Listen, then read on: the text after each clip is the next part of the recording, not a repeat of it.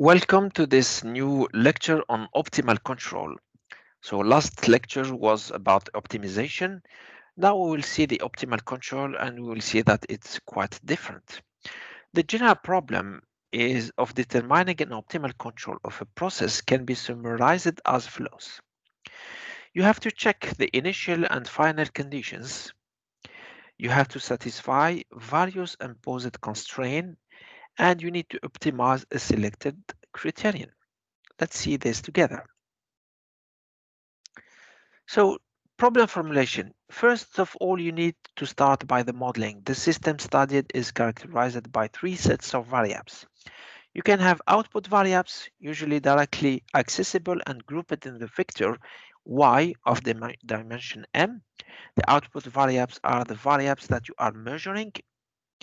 Then you can have also a control variables grouped in a vector u of dimension l, for example, and here you will find the control laws where you are acting in, and you have also the internal variables characterizing the state of the process at a given instant grouped in a state vector x dimension n.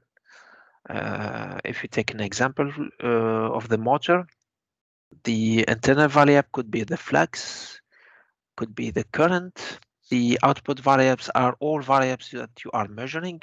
So it is depending on the sensors do you have, and the control variables is the voltage, because we are acting on a motor by choosing the voltage to be applied.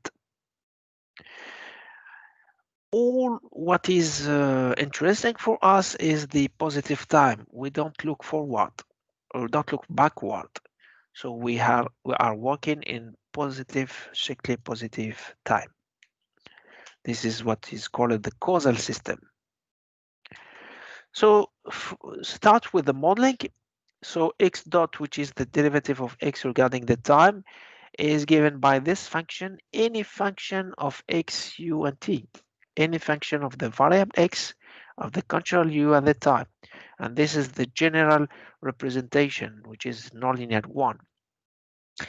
The output is y, which is any function also h of x, u, and t. So one could ask the question, why y is output and x is a variable? The internal variable is derivated. So as we are deriving x, it means that x is our state variable or internal variable. The output variable is not derivated. Here we are just indicating which variables are we measuring. So in the linear case, these two relations are simplified into ax plus bu, and also the output is cx plus du. I put this in between bracket because in the most of cases we don't have this direct link between the output and the control. Okay, so A, B, C, D are matrix, constant matrix in the majority of cases, and having D is quite rare. So in most cases, D is equal to 0. So terminal conditions. The terminal conditions characterize both the initial and final states after the action of the control. So instead of talking about initial condition and final conditions, we have only one word for both of them, which is terminal conditions. What do we mean by terminal conditions? It means that you need to start your system from point x0, which is at the time t0, and you need to reach the terminal point, which is xf at the time tf. Let me give you an example. In optimal control, it is an automatic control problem, but it is more than this. In automatic control problem, you need to take your system from point A to point B. Suppose that it is a car, you need to take the car from point A to point B. This is the typical automatic control problem. But in optimal control problem, you need to take the car from point A to point B, by minimizing or maximizing or satisfying some constraint or criteria. For example, you need to go from A to B by minimizing the energy. What is the optimal control to do this? Or by minimizing the time. You need to go fast. What will be the optimal control to go fast? Okay, so you need to indicate where is your initial point A and where do you need to reach the final point B. So those points are of great importance. They are called terminal conditions. Then we can have instantaneous or integral constraints.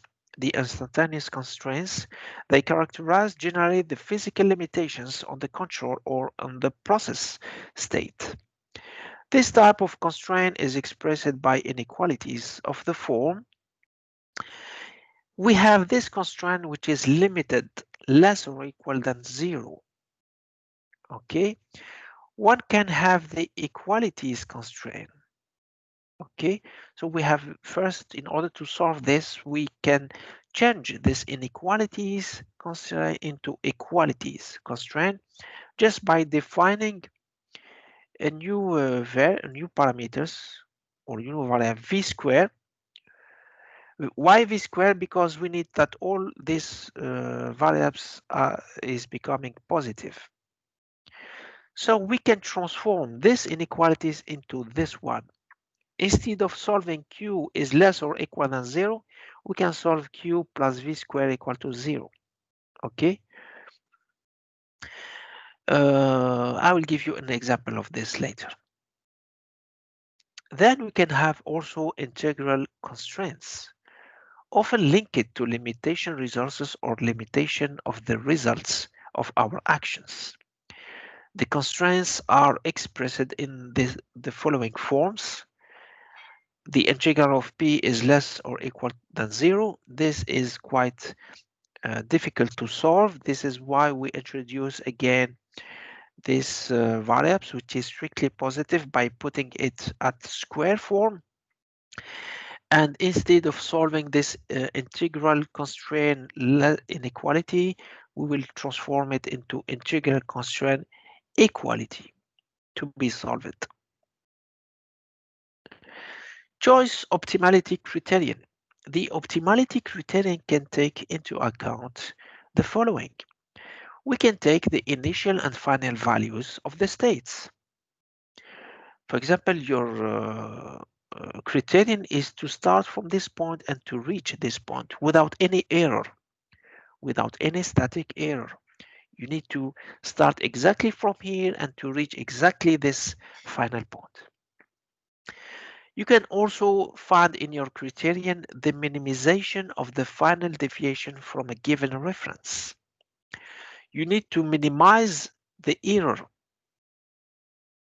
You can also take into account all states or control value at each moment. It means that you need to start from point A, you need to reach the point B, but even the all trajectories between them are important. So you need to minimize whole states between A and B also. The most general form of the optimization criterion is the following. So G is the letter used for the criterion. It is equal to this function J of x0, t0, xf, tf, which is clearly linked to the terminal part. It means that in your criterion, you can take into account the initial condition, the final condition, or both of them in terms of terminal conditions. This is the terminal part. And you have also this, this integral of R from time t0 to final time tf.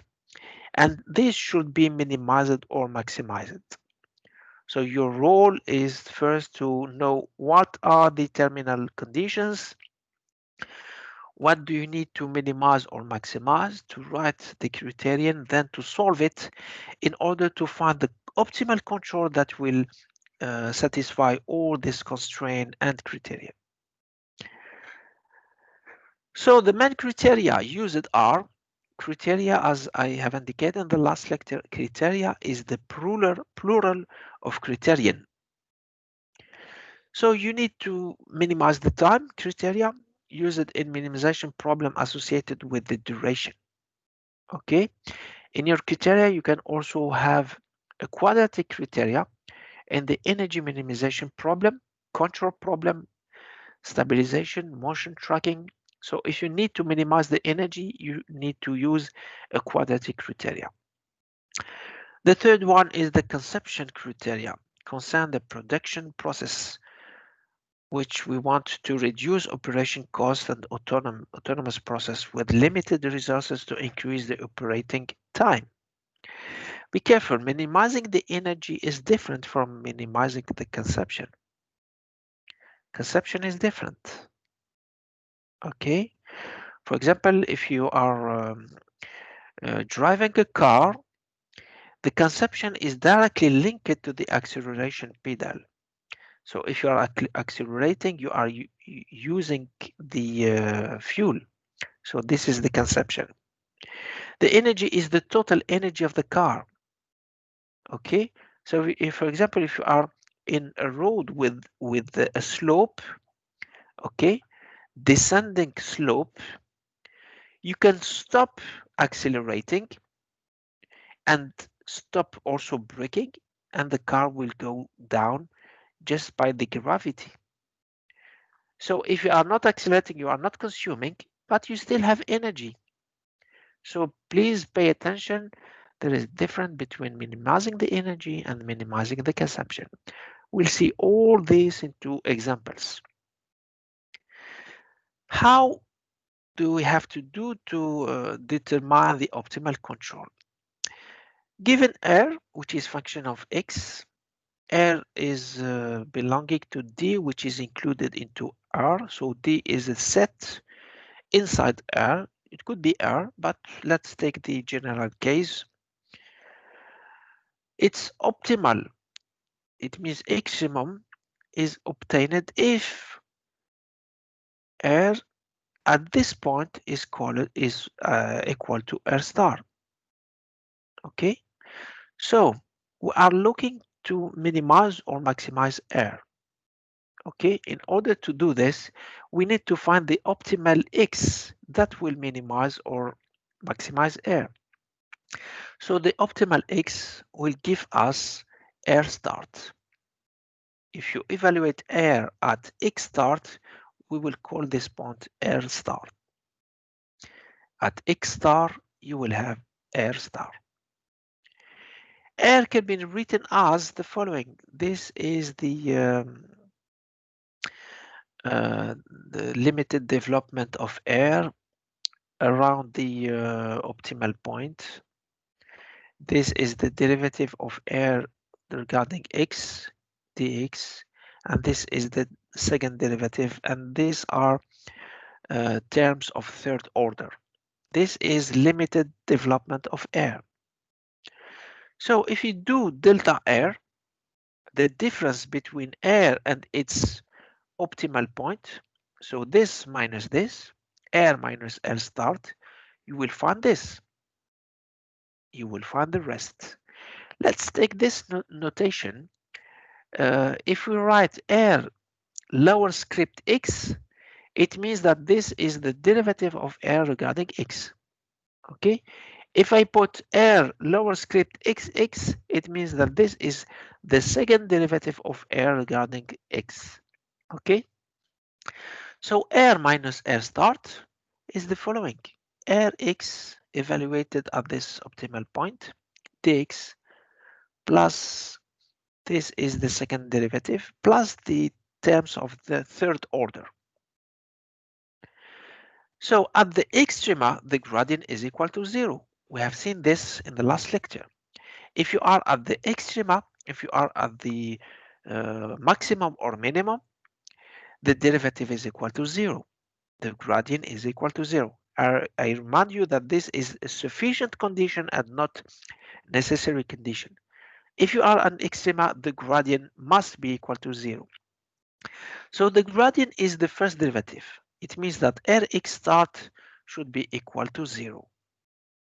Rx is the derivative at the optimal point. So the derivative at the optimal point must be equal to 0. This is an application and not an equivalence. This is a sufficient condition and not necessary condition.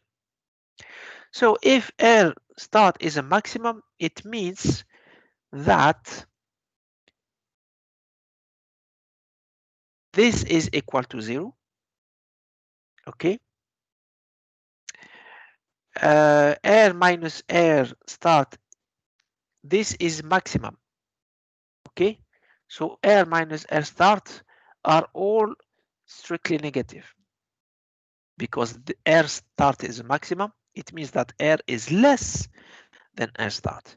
If you have shape like this, R start is as maximum, all value of R are less. So R minus R start is negative. So R start is a maximum. This is equal to 0. It means that this term is less or equal than 0. So this R dx transpose time dx is a quadratic form. It means that this is a kind of x square, sorry. This is a kind of x square. So x square cannot be negative. This means that Rxx star should be negative. If this term is negative, this, for example, is 1 over 2 Rxx x square. X square cannot be negative. It means that this should be negative. And also terms of third order are very small compared to this. So in the inverse, R start is a minimum if the second derivative is positive. Here, if you remember, we are demonstrating the second order test we have seen last time. In the second order test, we said that we have a maximum if the second derivative is negative, evaluated at this point is negative. We have a minimum if the second derivative evaluated at this point is positive. We are just demonstrating what we have said in the last lecture. You can make a pause and come back to the lecture on the optimization. So the judgment through the Hessian gives a local extrema. The Hessian is the second derivative. If you are saying that this is a minimum or maximum using the second derivative, it will give you local extrema, local minimum or local maximum. We cannot conclude if it is a global extrema unless we do other calculations. So problem with constraints. We start the study if we have some constraints in our system. So your role is to minimize R, which is inside the criterion. Let's just come back to see what is R. R is what you are writing inside the integral of the criterion. If you write the integral of the criterion, R is inside. You will tell me, how can I write this? You will see it later. Don't worry. Just be patient.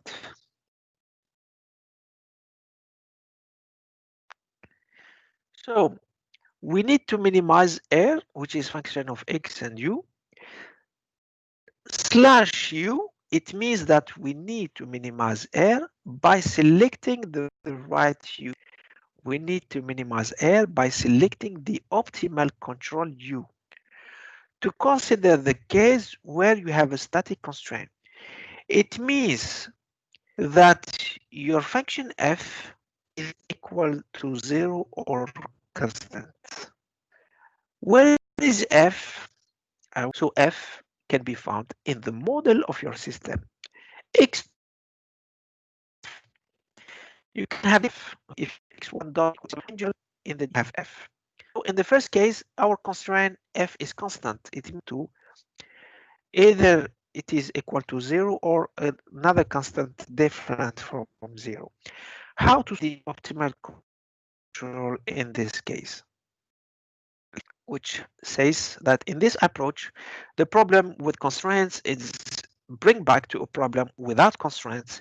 We have the following relationship. The derivative of r dr is the derivative of r regarding x dx plus the derivative of r regarding u du. Again, I will come back. The r is like delta r here, which is r minus r.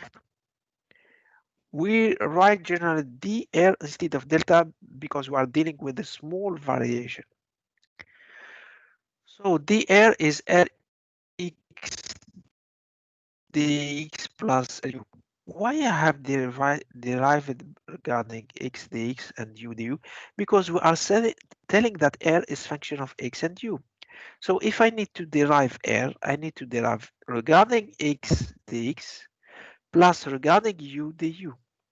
I don't have any other variables. So I need to derive r regarding x and u. So also I can write this.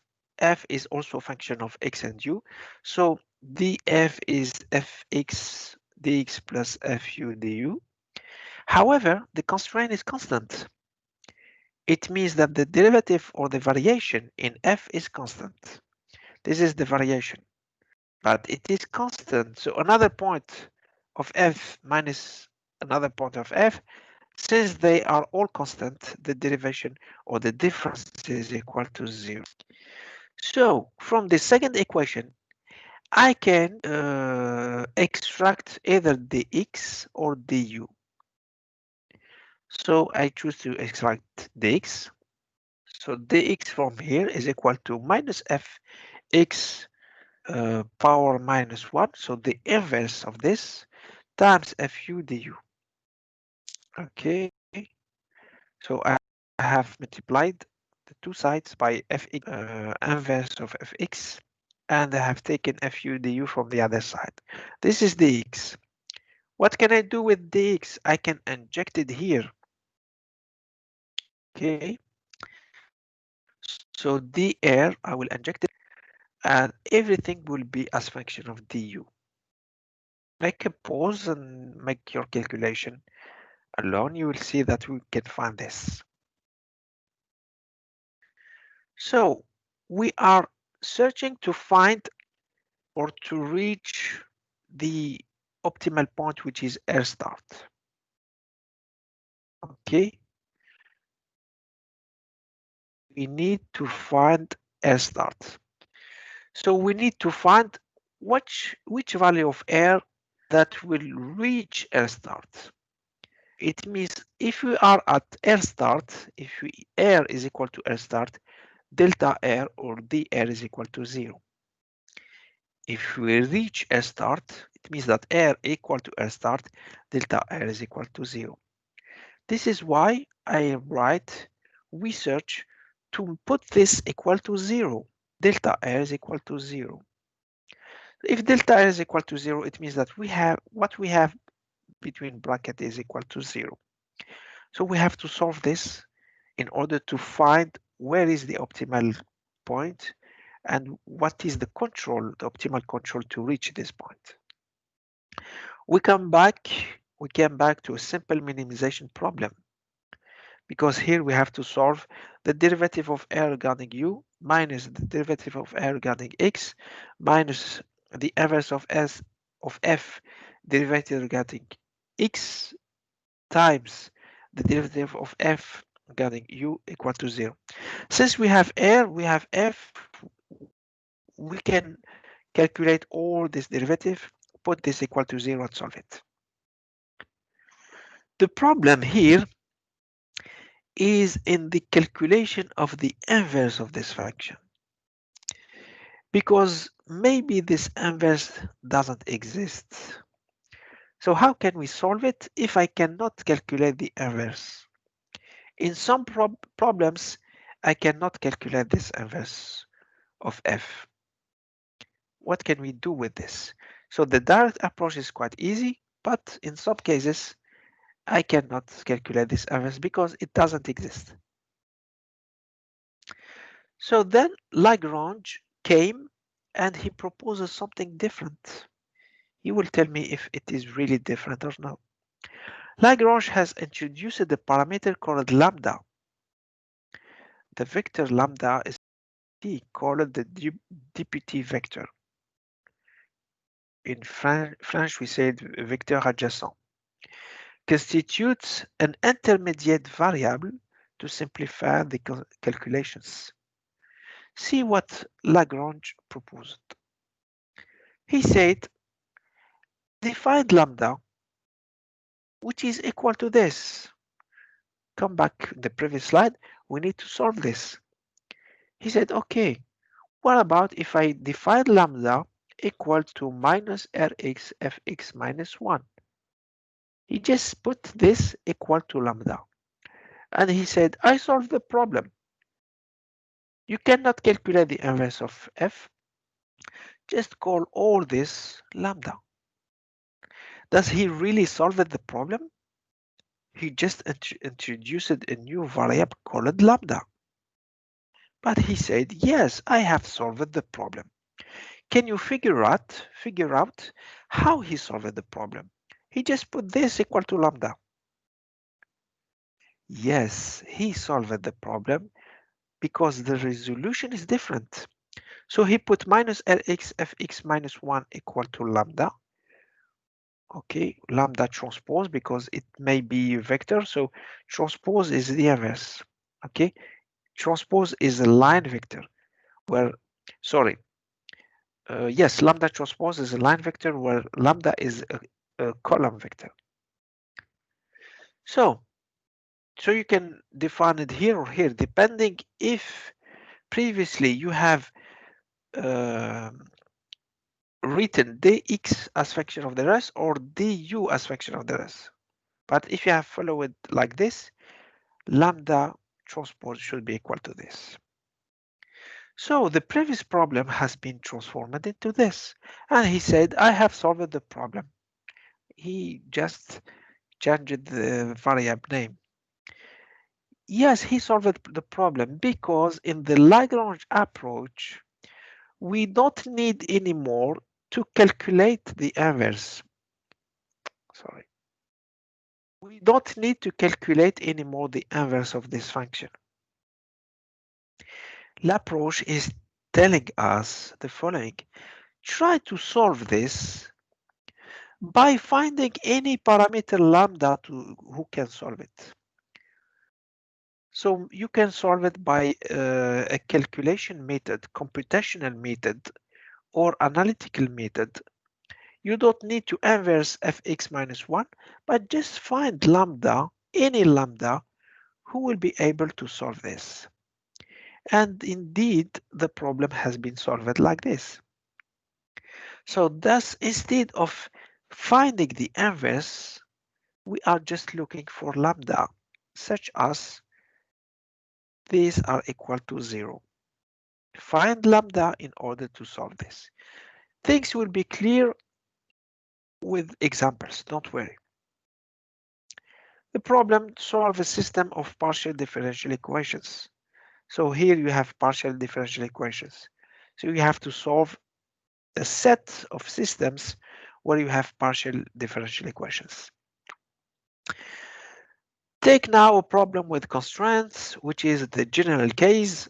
Now consider the general case of maximizing R versus XUT. So this is the very general problem by finding the optimal U control, where you have a general constraint. So the constraint is not equal to 0. X dot is equal to f of xu at the time. And here Hamilton give us the solution. So let's see the Hamilton approach. We use a quantity called the Hamilton of the system, defined by this. So the Hamilton should be equal to minus R plus lambda transpose F. This is equality with the triangle on the top of the equality. What does it mean? In mathematics, this means that it is equal by definition. So you cannot tell me why this.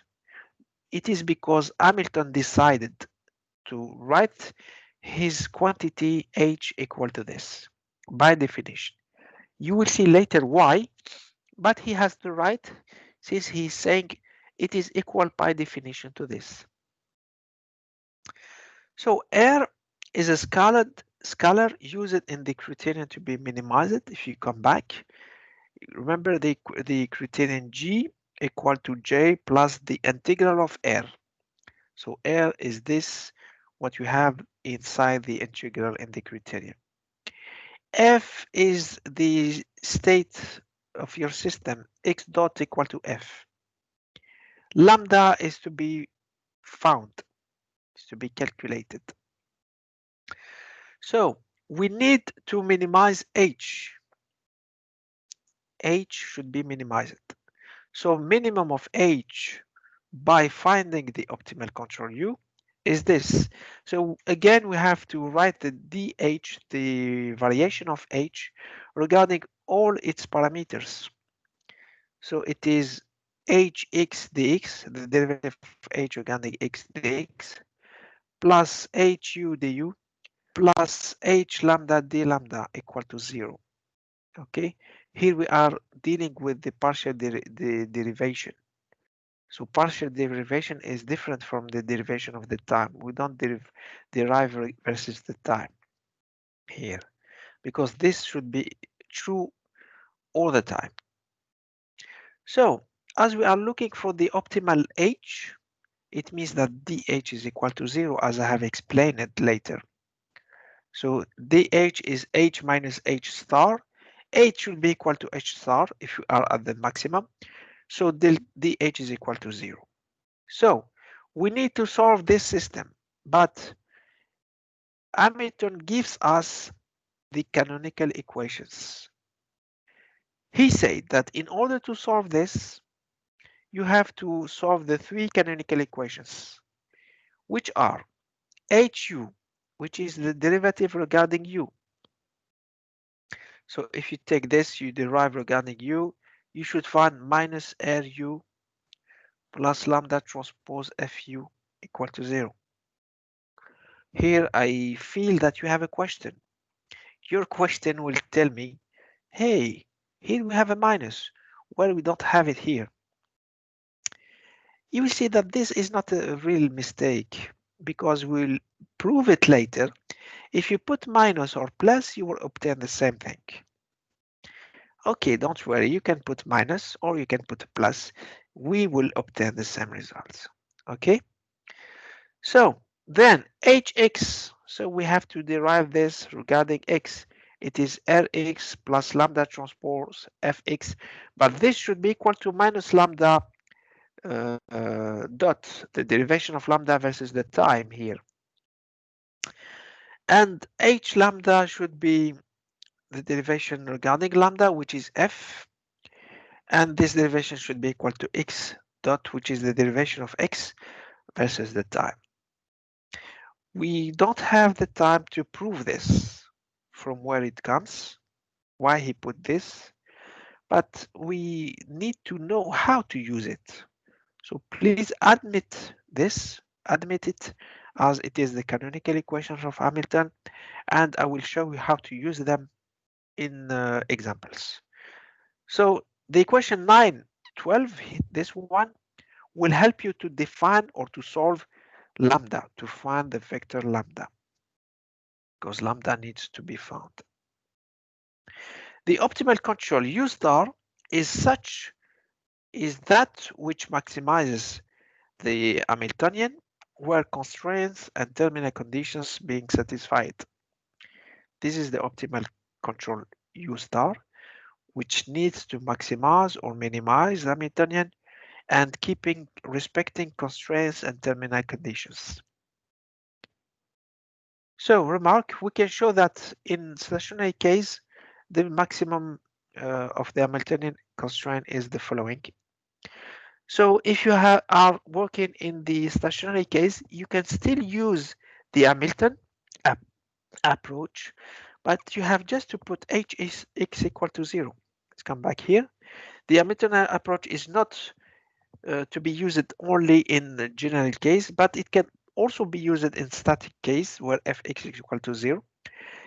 The simple way a simple thing to take into account is hx should be equal to 0 if you are working in static constraint. This is a dynamic constraint. In dynamic constraint, this should be equal minus lambda dot. In static constraint, this will be equal to 0.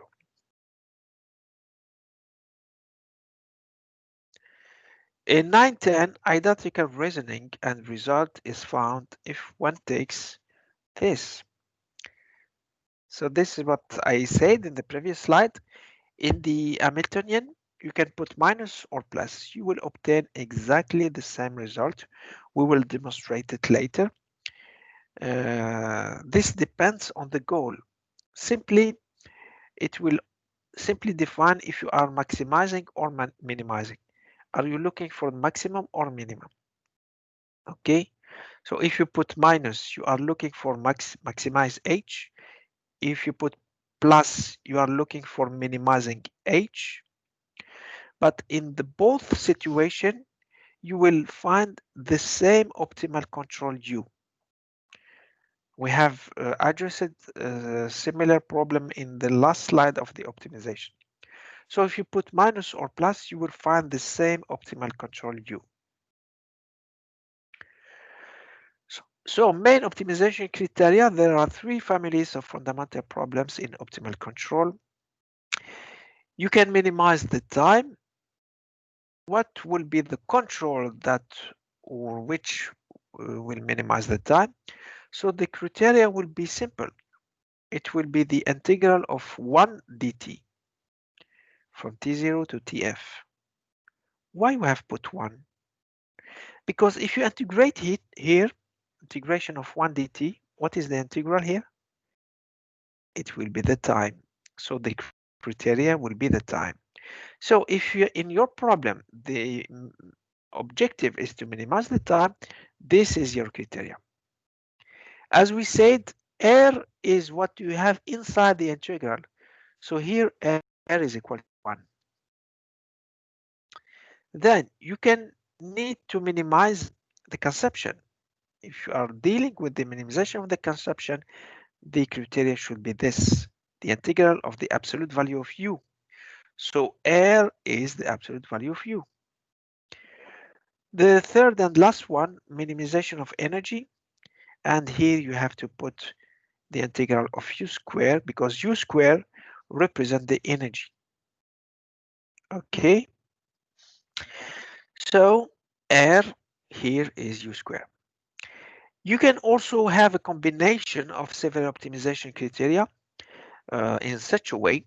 So here you are minimizing the time, you are minimizing the consumption, and you are minimizing the energy. For example, you can have a customer who will tell you, okay, please make the design of an electrical vehicle which can go from A to B, but I would like that this vehicle can reach point B in a minute and consume a minimum of fuel. So this will be a combination of time and consumption, for example. You will say, okay, I will do my best to have a rapid car, but in the same time, an economic car, which is quite difficult to have. If you have a rapid car, a dynamic car, you don't have an economical one. So you will come back to the customer and you will ask him, from the two objectives, which are the time and the consumption, which one is the most important to you? You need to know if it's the time which is more important or the conception. And by this, you can put these coefficients, mu1, mu2, mu3, can have also mu3 here. So by choosing mu, you will give the priority to one of them or to two of them. Maybe here, you can define them as a percentage where the sum of these total coefficients will be equal to 1, for example. For example, here we'll put 70%, 20%, 10%, and so on. So minimum time control, let's take an example of minimum time control problem. Consider a system described by partial differential equation. X Second derivative of y, sorry, is equal to u. This is the control. With a constraint in the control, the absolute value of u is less or equal than 1. This means that you are limited in the control. You cannot apply any kind of control. You are limited in the absolute value. The control is limited between -1 and +1. However, you need to control this system with a minimum of time. First, we don't have a state space equation. So here we have a differential equation. We don't have state space equations. So we need first to write this in terms of state space equations. I just remind you that state space equations, you have the first derivative, not the second derivative, and only one derivative by equation. So objective, bring back the system to the original system from any given initial condition in a minimum of time. It means that your system is starting from any initial condition. We need to bring it back to the origin, to the zero, with the minimum of time. The state space model of this system is obtained by posing x1 equal to y, x2 is equal to y dot. So if we derive x1 dot would be equal to x2. Do not tell me that x1 dot is y dot. If you are changing the variables y dot into x1 and x2, all previous variables should disappear. The new system should be written only by using the new variables. So x1 is equal x2 and x2 dot, which is y seconds, should be equal to u. So x1 dot is x2, x2 dot is u. As we have defined it in the lecture, x dot is the function f. So x1 dot is f1, x2 dot is f2. So what is the criterion to be minimized here? It is a time, minimum of time. So if you come back here, the lecture is saying if you are minimizing the time, this is your criterion. So you just have to write this. So if we are the time, the criterion is this one. So what is r? R is what you have inside the integral. It is equal to 1. Okay. The constraint is given by, what are the constraints? We can write this in this form. Instead of dealing with the absolute value, we can remove the absolute value and write that u squared minus 1 is less or equal than 0. What are the terminal conditions? We need to start from any initial condition and to reach the origin at the end. So we can write it like this. X at time 0 is anywhere, x0, but at xtf we need to reach the origin. In each one of your examples, you need to follow the same steps. What is the Hamiltonian equation? If you come back here, you will see that the Hamiltonian is given by the following: plus r plus lambda transpose f, or minus r plus lambda transpose f. R we know it is equal to 1. F we know it, and lambda is unknown, is to be solved. You have as much lambda as much you have f. If you have f1, f2, you have lambda 1, lambda 2. So this is a line vector and this is a column vector, in order that the product will give you a scalar. H is a scalar. So we have chosen to put minus, and you can do exactly the same calculation by putting plus. After the end of this example, make a pause and do exactly the same calculation by putting a plus here, and tell me if you find the same results. So minus r. R is what do you have inside the integral, so it is minus 1. Plus lambda transpose f. In f, I have two parameters. F1 is two variables. F1 is x2 and F2 is u. So I need to have two lambdas, lambda1, lambda2. Lambda1 times x2 times F1 plus lambda2 times F2. So lambda1 x2 plus lambda2 times u. Nice. If you reach this part, this is nice. What is the next step? Next step, if you come back, is to rewrite the canonical equations and to solve them. So write this somewhere. Hu is the derivative of h regarding u is equal to 0. Hx is the derivative of h regarding x should be equal to minus lambda dot, and h lambda should be, it's the derivative of h regarding lambda should be equal to x dot. Let's write these canonical equations and to solve them. So we need to have the canonical equations. This is h. First, try to derive h regarding, for example, regarding what? Let's come back and see it again. Oh. Regarding u, the derivative of h regarding u should be equal to 0. Regarding x should be equal to minus lambda dot. Regarding lambda should be equal to x dot. So let's derive it regarding x, for example.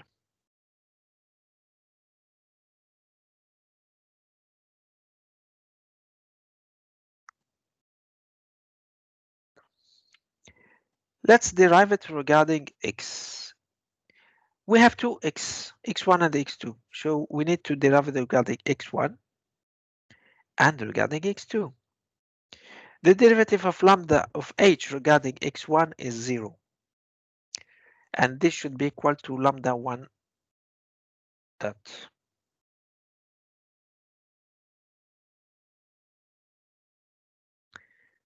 Regarding x1 is 0. And this should be equal to minus lambda 1 dot. The derivative regarding x2 is lambda 1. And this should be equal to minus lambda 2 dot. The derivative regarding lambda should be equal to x dot. So we have two lambda as well. The derivative regarding lambda 1 is x2 and it should be equal to x1 dot. The derivative regarding lambda 2 is u and it should be equal to x2 dot. So make a pause, try to find this by yourself. One can ask me why we didn't derive lambda regarding u. Because if we come back,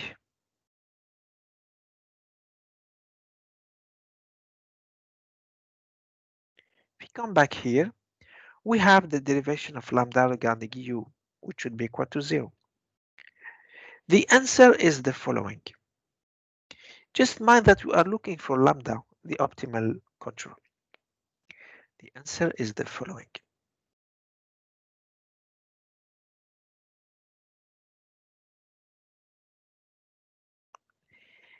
If when you derive h regarding u, if the control disappear, we don't need to make this derivation.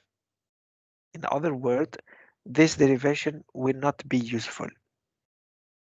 I repeat, if you derive h regarding u and in the result hu, the control u disappear, the equation of hu is useless. We don't need it. This is why I don't calculate hu, because the control disappear. The objective behind hu, the objective behind this equation hu, the derivative of h regarding u, is to find the expression of u. U equals something. As u disappear, it will become useless.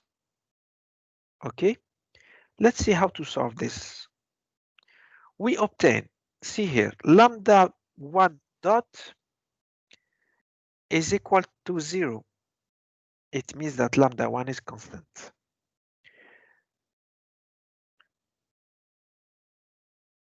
Lambda 1 dot is equal to 0. It means that lambda 1 is constant. Let's call it C1. Lambda 2 dot is equal to minus lambda 1, but lambda 1 is constant, C1. So lambda 2 dot is minus C1. What is the solution lambda 2 if we integrate the constant? It will be minus C1t plus C2, where C1 and C2 are integration constants. Okay, so these two last equations helped us to find lambda. Lambda 1 is a constant. Lambda 2 is a line with a negative slope and eventually an initial offset versus the time. Okay, so the question is to maximize h or to minimize it. Okay, you see that the solution is similar. We need to, let's say, minimize h by finding the right u, the right control u. See here, h is equal to minus 1 plus lambda 1 x2, so c1 x2 plus lambda 2 times u. So the question here, how can I find the optimal control u that will maximize h? I cannot change this. This is minus 1. This is constant. I'm looking for how to maximize h. This is constant. This is not function of the control. I cannot change them. This is a variable. The only degree of freedom is u. So how can I take or how can I choose u in order to maximize h? We know that u is bounded by minus 1 and plus 1. Come back here, u is bounded. Maximum is plus 1 or minus 1. So here I will say that in order to maximize h, I will choose the maximum of u. It could be plus 1 or minus 1. It will depend on what? It will depend on the sign of lambda 2. If lambda 2 is positive, in order to maximize h, I will take plus 1. If lambda 2 is negative, in order to maximize h, I will take u equal to minus 1. So my optimal control will be either plus 1 or minus 1, depending on the sign of lambda 2. Okay, so as lambda 2 is linear, it is a line, I can find the intersection point where lambda 2 will become positive or negative. It is not the intersection point, it is switching point or commutation point.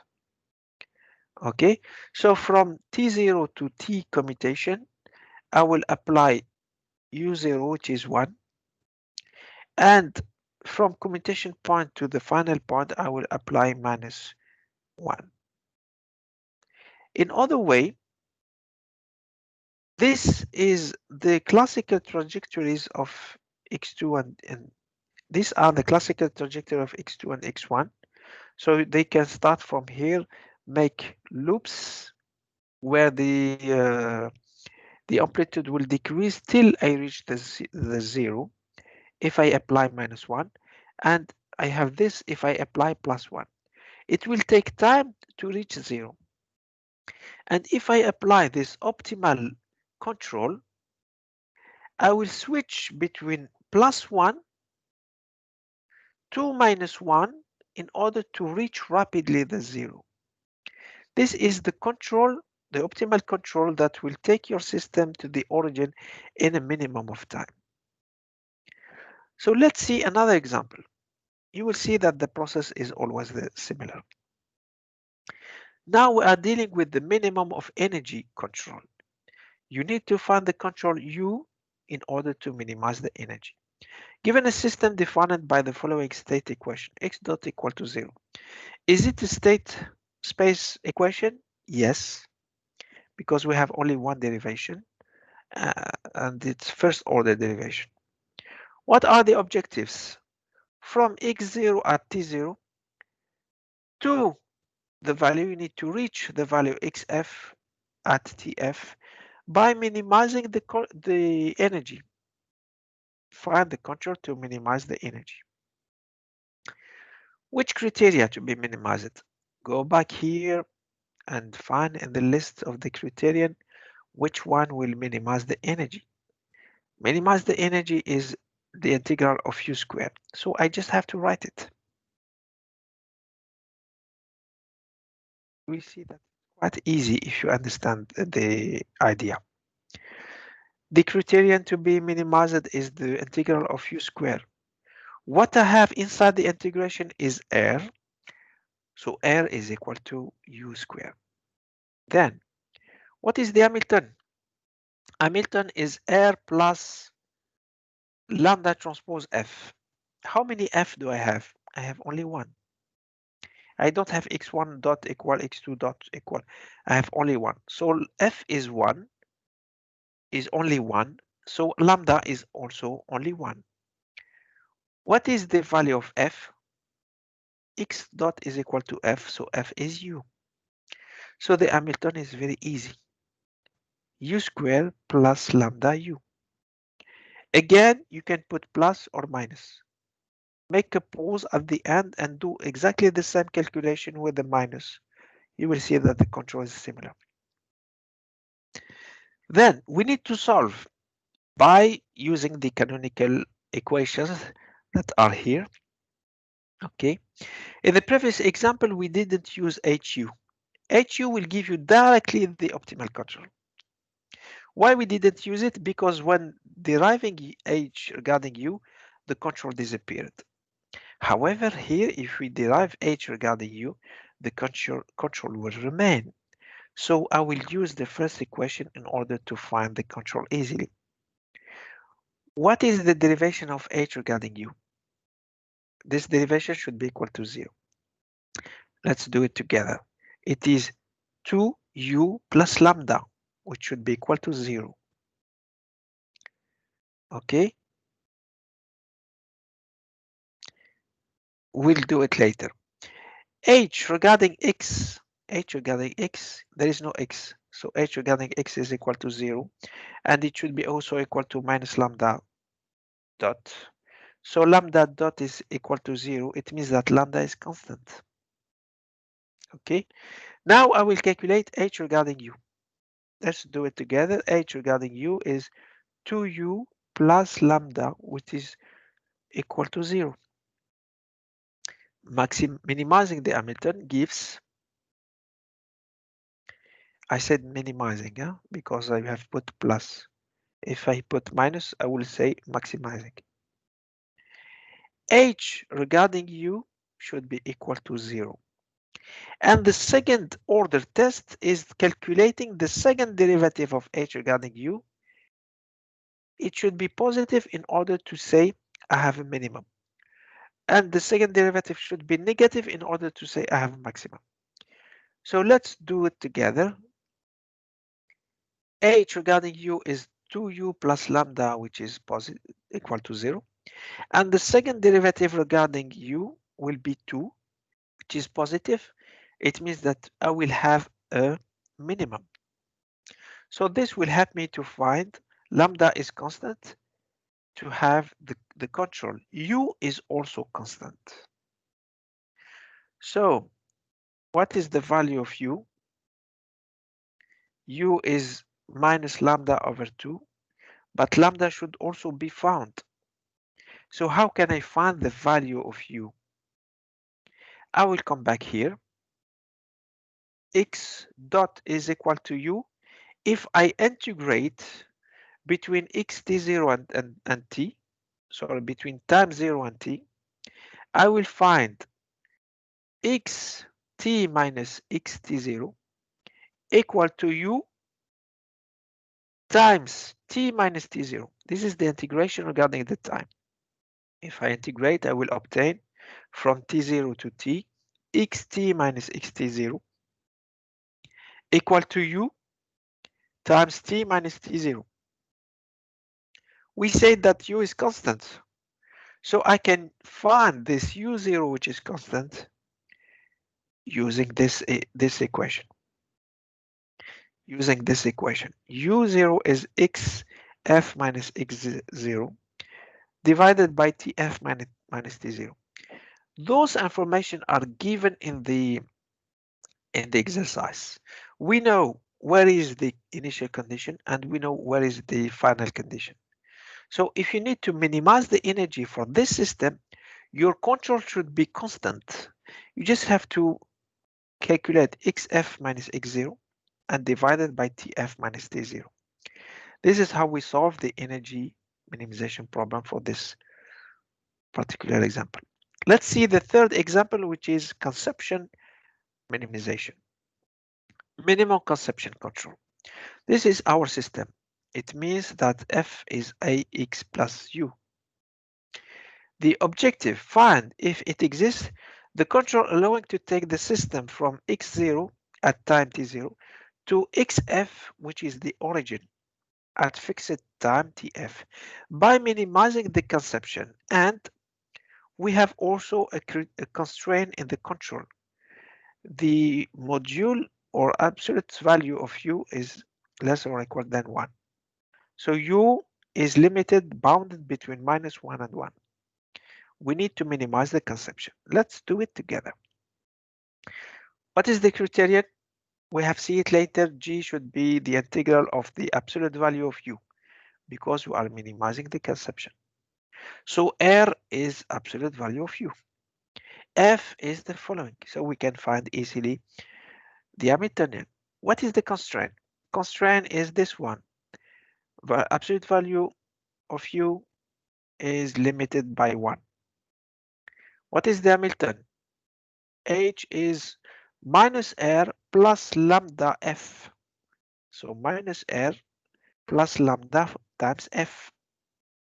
Okay, then I need to calculate the derivative of H regarding X, U, lambda. The problem, if you have an absolute value, you have a problem with the derivation.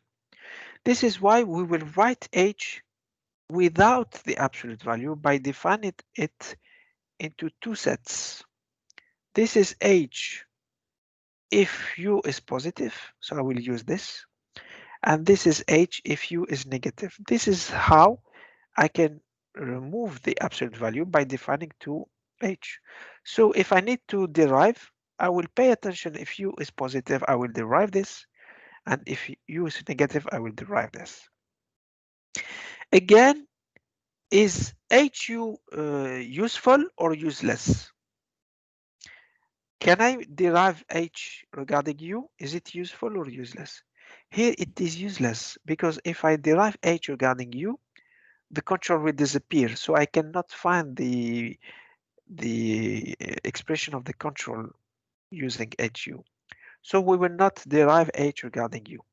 We will derive it only regarding X and U and lambda, sorry. It comes as the value of lambda, the 3Ks of the following figure.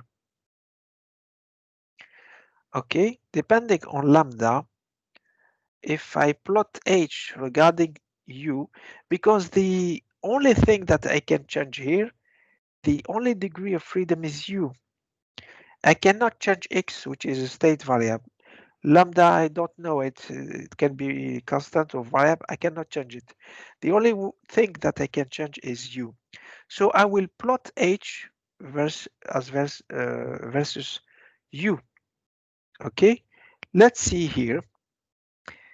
In this part, U is positive, so I will take this. If I plot H versus U, it is a line. Okay, it is a line. This could be the offset, and this is the slope of my line. So it is also depending on lambda. If lambda is bigger than 1, So the slope is positive. So this is my h. It means that if I need to maximize h, if u is positive and lambda bigger than 1, to maximize h, I need to take u equal to 1. Okay, let's take the same example where u is positive, but lambda is less than 1 here. Lambda is less than 1. If lambda is less than 1, the slope is negative. So the line is going down with a negative slope. So the maximum h is applying u equal to 0. I need to turn off the control to maximize h. Again, let's take the example where u is negative. Here, for example, u is negative, lambda is bigger than 1. So bigger than 1 plus 1, it will be positive slope. So I have a positive slope. The optimal or maximum h is for optimal u is equal to 0. I need to apply 0, and so on. You can identify all these cases, and all of them are summarized here. So the maximum of Hamiltonian is obtained by, depending on lambda, for u between -1, 0, and 1. If we derive h regarding x, it will be equal to 0 to, let me check, it will be equal to lambda a. And in the same time, it is equal to minus lambda dot.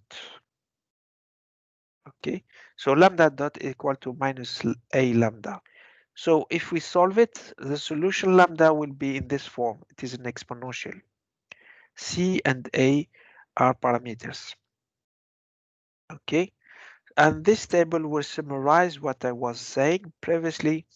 Depending on lambda, positive, negative, bigger than 1 or less than 1, depending if u is positive or negative, I will choose to take u equal to 1 or 0 or -1 in order to maximize h.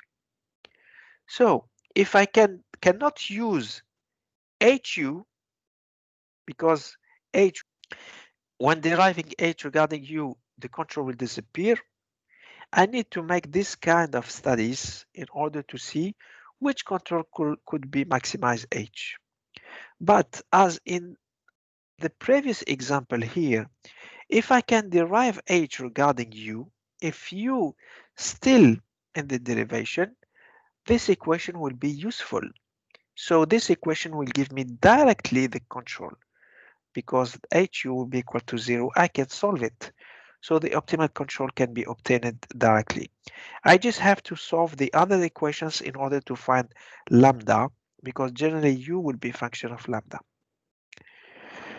Thank you very much for your attention. We still have other examples in the TD, but I